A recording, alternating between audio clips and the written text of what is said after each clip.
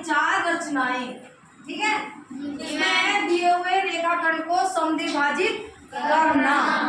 अब आप इसको रचना है, आप रचना बनाएंगे कैसे? देखो रचना किसे कहते हैं? किसी भी आकृति को बिल्कुल उसकी नाप के अनुसार बनाना ही रचना कहलाता है।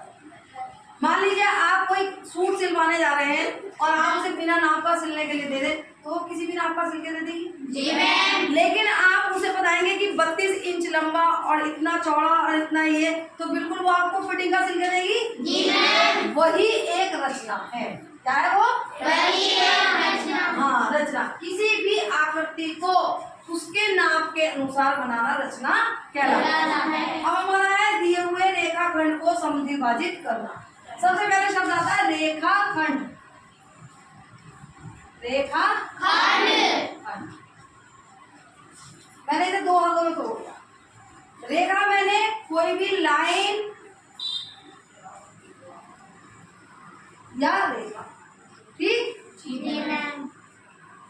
और खंड मैंने क्या होता है? टुकड़े।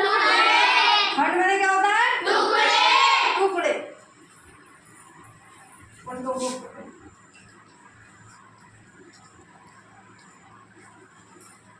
ठीक है जी मैम। तो क्या हो गया आपका ये? किसी भी रेखा के टुकड़े, ठीक। अब है समद्विभाजित। एक शब्द आता है आपका समद्विभाजित। देखो ये शब्द है ना समद्विभाजित, इसमें पहले आप सम का अर्थ बताइए। सम, सम बराबर। एक हम सम और विषम में भी लेते हैं ना? जी मैम। सम किसे कहते हैं? तो सम में भी वही शब्द है। मान लीजिए हमारे पास 6 चीजें हैं, तो 3 इसे दे दी और 3 इसे दे दी, तब भी बराबर होंगे ना? जी मैम। अगर आपके पास 20 चीजें हैं तो 10 इसे दे दी और 10 इसे दे दी, तो आपके पास पूरी बराबर होंगे ना? तो सम का अर्थ क्या होता है? शाबाश, ये हिंदी का शब्द है, ठीक। अगला है द्वि। द्वि का अर्थ क्या होता है? ये संस्कृत का शब्द है। दो, वो वाला दो जो दिया था, दो बराबर, ठीक। अगला है इस शब्द को आप इस शब्द से जोड़ के पढ़ेंगे, विभाजित। क्या पढ़ेंगे आप? विभाजित। विभाजित,